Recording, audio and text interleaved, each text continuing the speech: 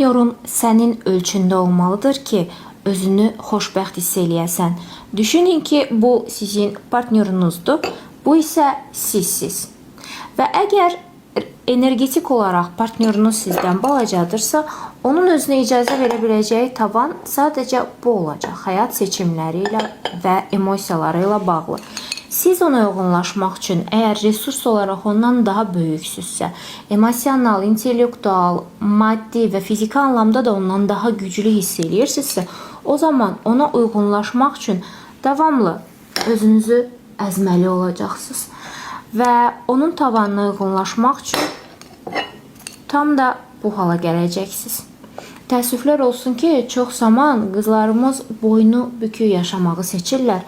Tam da bu şəkildə ki, yanındakı partnyora uyğunlaşsınlar. Belə olmaması üçün istəyirəm ki, aşağıda açıqlama bölməsini tezliklə oxuyasan.